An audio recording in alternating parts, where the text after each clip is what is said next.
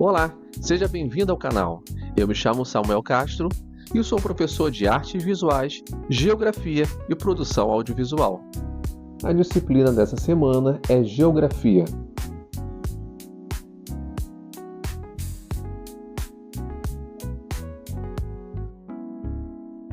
Fomos em uma das maiores hidrelétricas do mundo e realmente foi incrível ver o seu funcionamento e a história de como ela foi construída. Você quer aprender? Então vamos lá! Ao sul do Brasil, entre os estados do Paraná e a fronteira com o Paraguai, está uma das maiores obras de engenharia do planeta, a usina hidrelétrica de Itaipu. Inaugurada em 1984, ela é um fruto de um acordo binacional entre Brasil e Paraguai, simbolizando não só avanço tecnológico, mas também cooperação entre povos.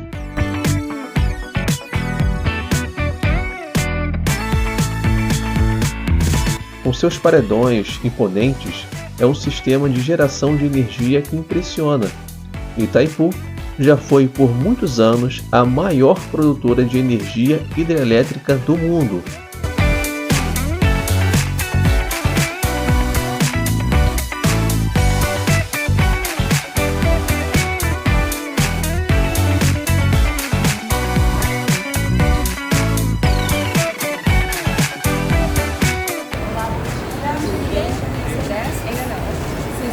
Moradores inteiros aqui, não? Certo. A intenção de... Além de sua grandiosidade, o complexo abriga projetos ambientais, sociais e tecnológicos, tornando-se também um centro de referência em sustentabilidade.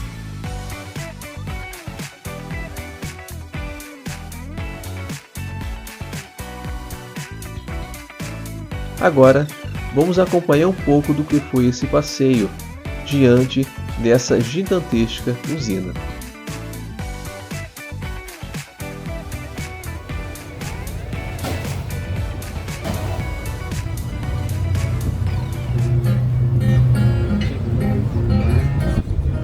Seja muito bem-vindo. Você está entrando na maior geradora de energia do mundo, construída pela União de Dois Povos. Resultado de um grande desafio político e humano. Você está entrando na Itaipu Binacional, um mundo de energia que vem não só das turbinas, mas de trabalhadores que nas décadas de 70 e 80 mudaram a história do Brasil e do Paraguai.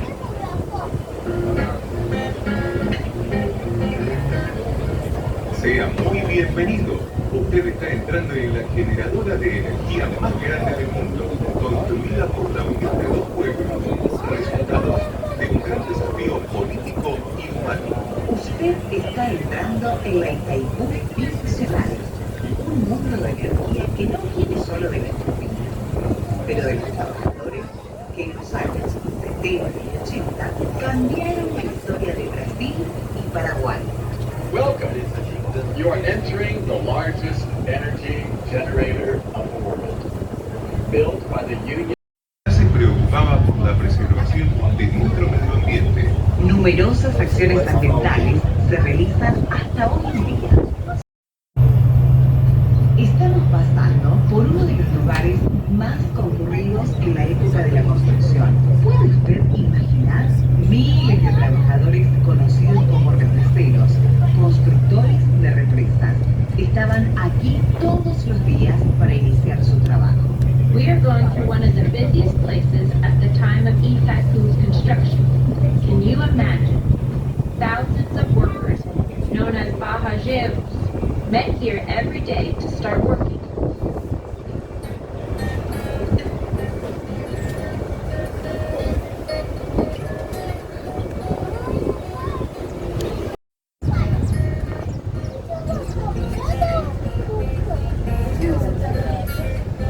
Já estamos chegando na nossa primeira parada, o Mirante do Vertedouro. Ao desembarcar, leve todos os seus pertences, pois haverá troca de ônibus. Para sua segurança, não é permitido subir nas letras. Fique aqui o tempo que desejar. Aproveite para registrar os momentos. Quando estiver pronto, siga para o embarque. A cada 10 ou 15 minutos, outro ônibus sairá para continuar o passeio. Ya estamos llegando a nuestra primera parada, el mirador del Petrolero. Al desembarcar, lleve todas sus pertenencias, ya que habrá un cambio de autobús. Para su seguridad, no es permitido seguir legalmente. Quédate aquí el tiempo que quieras. Aproveche para registrar los momentos y cuando estés listo, proceda al embarque. Cada 10 o 15 minutos saldrá otro bus para continuar el recorrido. We are already arriving at our first stop, the Spillway Lookout. When disembarking, take all your belongings, because there will be a change of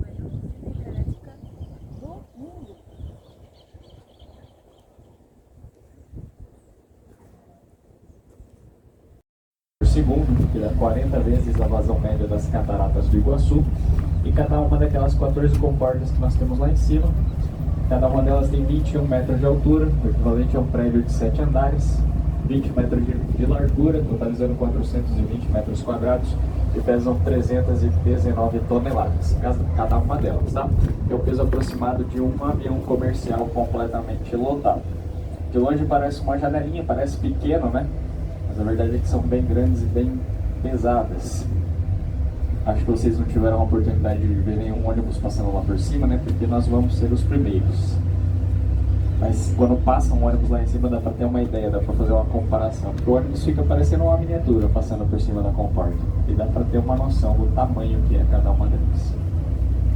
Agora, recapitulando algumas informações com vocês. Em 1973 o Tratado de Itaipu foi assinado. Em 74 a entidade binacional foi oficialmente instituída. De 75 a 91, nos 16 anos seguintes, as construções, as etapas da construção da usina de Itaipu foram iniciadas e concluídas. E a primeira etapa levou 3 anos, foi de 75 a 78, que foi a escavação de um canal chamado Canal de Desvio. Esse canal foi escavado com o intuito de redirecionar o curso do Rio Paraná para que fosse possível a construção da barragem principal já sobre o leito seco do rio. Daqui foram extraídos 32 milhões de metros cúbicos de rochas basálticas, que daria para levantar outras 2,5 vezes o morro do Pão de Açúcar, lá no Rio de Janeiro. Essas rochas elas foram reaproveitadas em outro ponto da nossa barragem, que é uma indicadora em 90 metros de profundidade.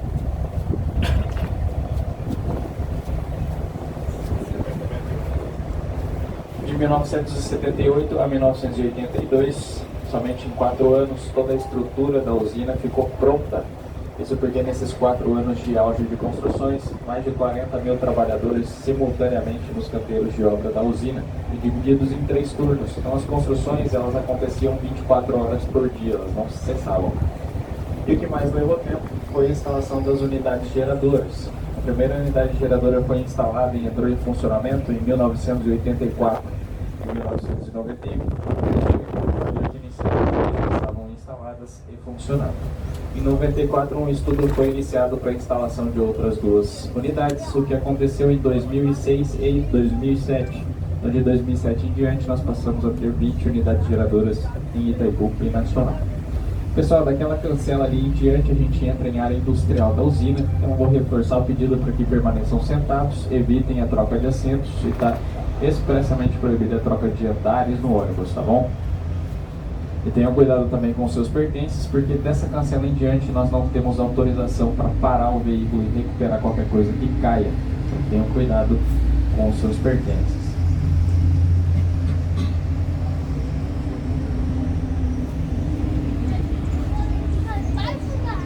Cada uma das 20 unidades geradoras são representadas por esses tubos brancos à direita de vocês, que são os condutos forçados.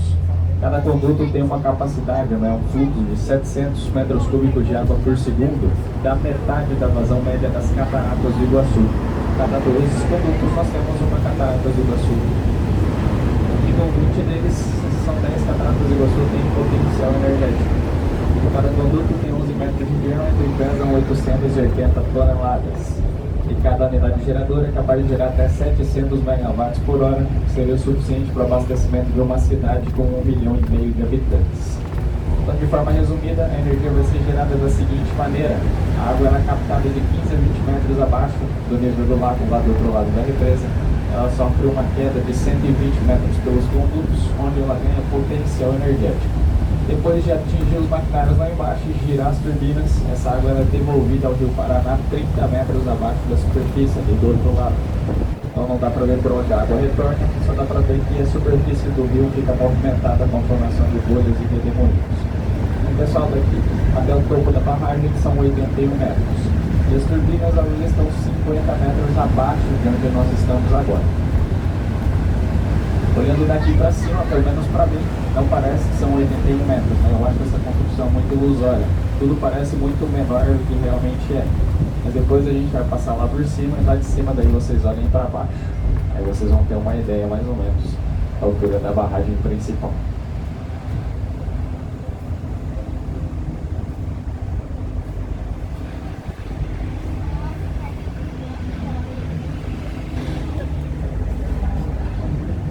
Por toda a extensão da barragem, gente, nós temos muitos pontos de infiltração. E é normal porque o concreto é poroso, está 24 horas por dia em contato com a água.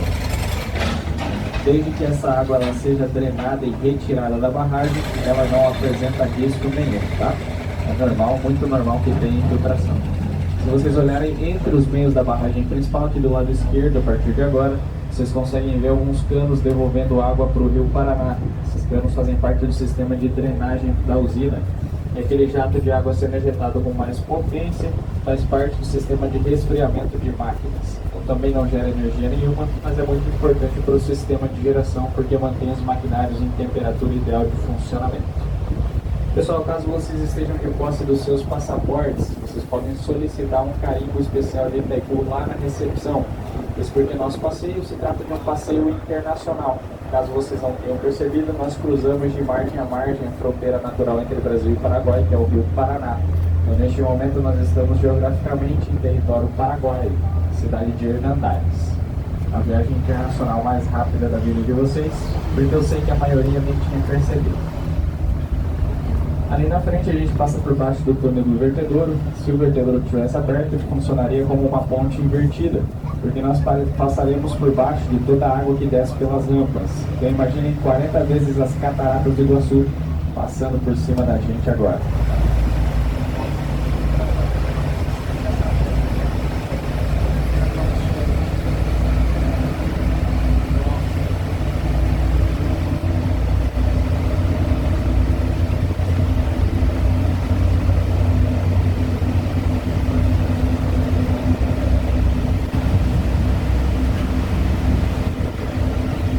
Cachoeirinhas aqui do lado direito de vocês também fazem parte do sistema de drenagem para água infiltrada. E aquela subestação lá na frente, a subestação da margem direita, administrada pela empresa Andi, que é responsável pela captação e distribuição de energia que é de direito paraguaio.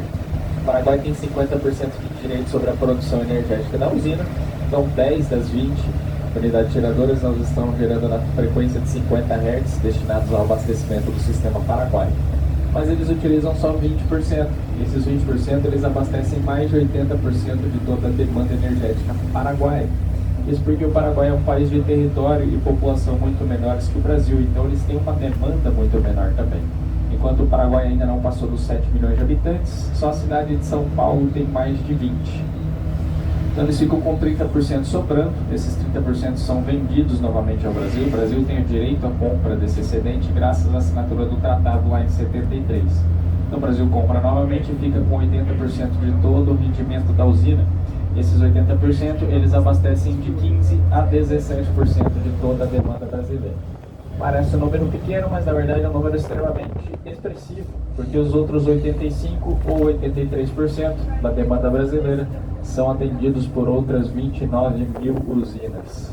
Então uma só dando conta de quase 20%, que é um número que beira o assustador. Isso em 80% de rendimento. Agora a gente está passando pela parte alta da barragem. A barragem, toda a sua extensão, tem quase 8 km e o ponto mais alto de 196 metros de altura, que daria um edifício de 65 andares. O volume de concreto utilizado na construção foram 12,3 bilhões de metros cúbicos, que daria para construir outros 210 estádios do Maracanã, lá no Rio de Janeiro de novo. Na estrutura de aço e ferro, 380 vezes a Torre Eiffel em Paris, na capital da França.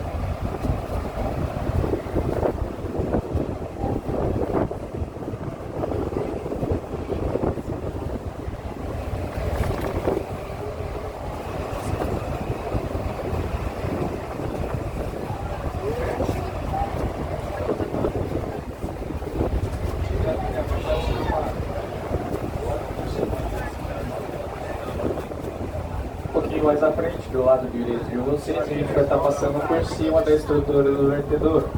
Primeiro vocês viram de longe, depois passamos por baixo, agora a gente está passando por cima. Se vocês olharem lá no fundo dos 483 metros de rampa, vocês veem uma piscina e são os tanques de dissipação. Esses tanques eles são um sistema de frenagem para a água que desce pelas rampas, que pode atingir até 140 km por hora. Então, com toda essa velocidade e volume que pode atingir, se retornasse novamente direto ao rio, ela causaria uma erosão muito intensa. Provavelmente teríamos uma cratera no leito do rio Paraná. Por isso a importância desses tanques. A água do vertedor ela vai se chocar contra a água do tanque, ela espirra para cima e cai novamente ao rio em forma de chuva. Isso preserva não só o rio, mas também preserva a estrutura do vertedor. Porque se fosse só concreto para frear essa água, uma hora a água ia acabar arrastando tudo junto, comprometendo a estrutura da construção. Ainda do lado direito de vocês, talvez a melhor vista de toda a usina, e também do rio Paraná, que é o rio que alimenta o nosso sistema. O rio Paraná ele foge um pouco do padrão dos rios, porque ele não tem uma nascente. Ele é a junção do Rio Grande e o rio Parnaíba entre os estados de São Paulo e Minas Gerais.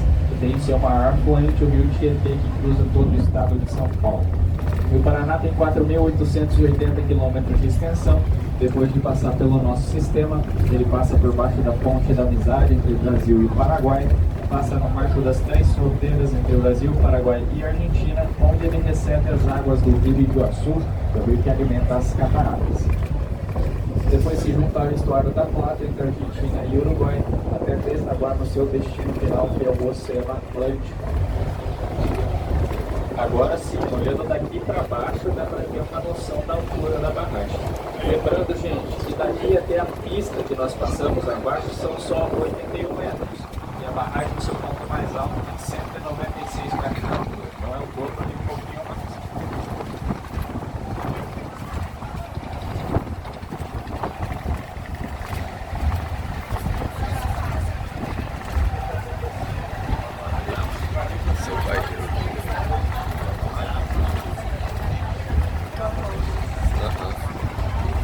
E do lado esquerdo, o lago ou reservatório de Itaipu.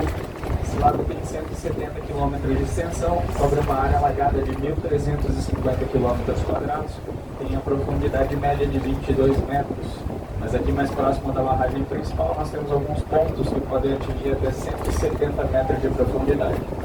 O volume de água são 29 trilhões de litros, que daria mais ou menos 4.000 litros de água para cada habitante do planeta Terra. A cidade de Paris vai ser a minha referência de novo, porque ela caberia 13 vezes dentro do lago de Itaipu. E mesmo com tudo isso, esse é só o 7º maior lago do Brasil. Nós temos outros 6 que são ainda maiores do que Itaipu. Mas esse lago aqui ele é o maior do mundo em aproveitamento energético. Não existe nenhum outro lago no planeta inteiro que gere ou que já gerou mais energia do que esse aqui. Toda a energia já produzida pela usina desde o início da sua operação seria o suficiente para abastecer o mundo inteiro sozinha por 45 dias. Existem outras 2 grandes usinas lá na China que são inclusive alimentadas pelo mesmo rio, que tem um potencial instalado maiores do que a da usina de Itaipu, né? Tem mais turbinas e as turbinas têm uma capacidade de geração maior. Só que elas são alimentadas, como eu falei para vocês, pelo mesmo rio. Esse rio ele é sazonal, ele congela durante o inverno, impossibilitando essas outras duas usinas de seguir gerando energia de forma contínua, mantendo a Itaipu como sendo a maior usina hidrelétrica em produção energética. Lá embaixo, do lado direito de vocês, as ruínas de duas fábricas que nós tivemos aqui durante a construção, uma de concreto e uma de gelo. O gelo foi muito importante para a construção também, mas eu vou deixar vocês curiosos um pouquinho até a gente chegar um pouco mais próximo das ruínas, tá bom? Pessoal, aqui em Itaipu nós temos 3 tipos de barragens. A barragem de concreto, a principal pela qual nós acabamos de passar. Aqui do lado esquerdo de vocês, a barragem de enrocamento, que é composta por rochas basálticas, areia e argila. Lá nas extremidades, a barragem de terra, a parte mais coberta por grama. 80% das rochas extraídas do canal de desvio foram reaproveitadas aqui para a composição da barragem de enrocamento. Os outros 20% foram triturados nas centrais de britagem e misturados ao cimento para a produção de concreto. A rocha basáltica é uma formação geológica de origem vulcânica, fruto de uma erosão muito intensa sofrida na região da Tríplice Fronteira, onde o magma escapou para a superfície e foi se acumulando. O resfriamento desse magma dá origem a esse tipo de rocha, que é uma rocha muito rica em minérios, principalmente ferro e magnésio, além de abrigar também um cristal mineral que só acontece no basalto, que é o quartzo. Esse derrame ele foi tão intenso aqui na região que ele deu origem às quedas das cataratas do Iguaçu, que são formadas pela mesma rocha. Além de também ter sido muito benéfico para um outro aspecto aqui da região, que foi o solo. O ferro e o magnésio eles facilitam a alimentação das plantas. Então esse derrame ele fertilizou o solo, tornou o solo aqui muito propício para plantações, principalmente para o agronegócio. O solo popularmente conhecido como terra roxa. Imagino que vocês já tenham escutado falar sobre esse tipo de solo.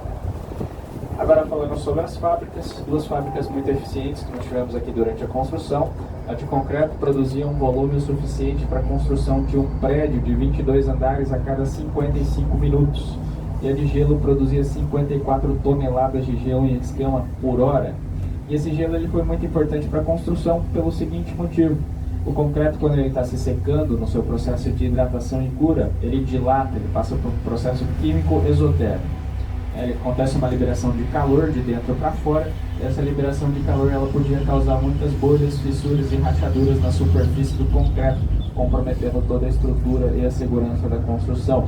Por isso eles misturavam ao gelo para diminuir a temperatura do concreto e minimizar ou quase anular esses processos químicos, entregando ele com muito mais qualidade, segurança e eficiência para a construção, mesmo que isso aumentasse muito o intervalo de cura e hidratação desse mesmo concreto. Para que vocês tenham uma ideia, em 1991 a concretagem da usina foi encerrada e o último ponto de concreto da barragem se secou em 2021, 30 anos depois do término da construção. Mas mesmo assim, concreto muito mais seguro e muito mais eficaz para uma construção dessa escala e com essa funcionalidade de armazenar esse tanto de água para o lado de lá. Pessoal, a passagem de informação ficou muito rápida, conseguiram pegar tudo certo? Então, diante eu já me despeço de vocês, a gente está chegando na segunda e última parada do passeio, que é a parada do Mirante Central. Parada livre e obrigatória também, mas a cada 15 ou 20 minutos, passando ali, para o centro de visitação. Peço para vocês, a única coisa que eu tenho que pedir para vocês é que tenham cuidado com os limites de segurança. Jamais passem pelas cercas e também não saiam andando por aí sozinhos, por mais tentador que isso seja, tá? E aproveitem também da estrutura que a gente tem para recebê-los nas paradas. Temos banheiros, bebedouros, lojinha também.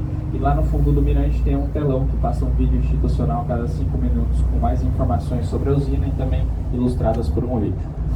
Aquela escultura ali do lado direito de vocês, do lado de cá, ela faz alusão às 7 quedas de Guaíra que ficaram para baixo d'água durante a formação do lago. Inclusive eram maiores que as cataratas do Iguaçu. E do lado de lá nós temos o painel do barrageiro, que faz homenagem à galera que participou das construções da usina e também retrata, né, as etapas dessa construção. Pessoal, espero que vocês tenham gostado do passeio. Nós acompanhamos vocês até aqui. Fica aberto o convite para que vocês retornem sempre que vocês quiserem. Serão sempre muito bem-vindos por aqui. E muito obrigado pela visita de vocês. Até uma próxima.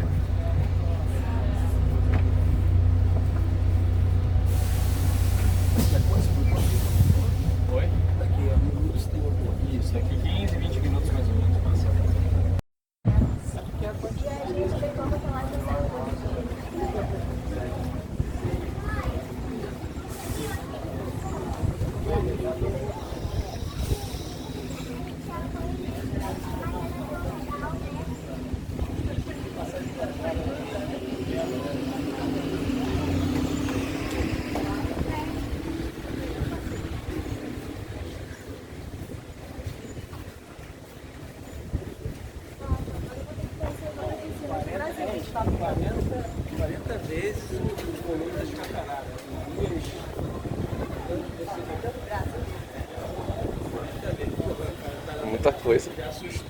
Né?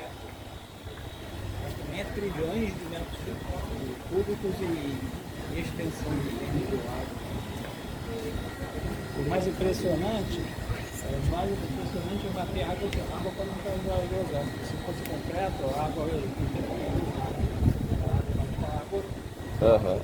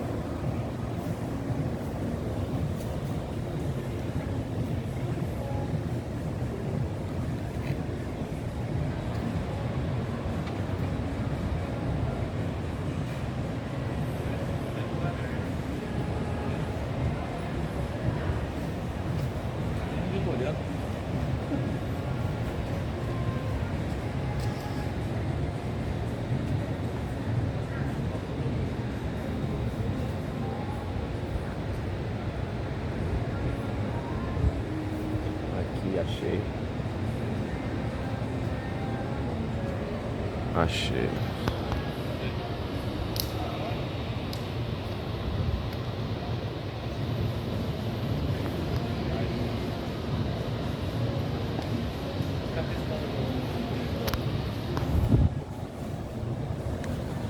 Já que consegui.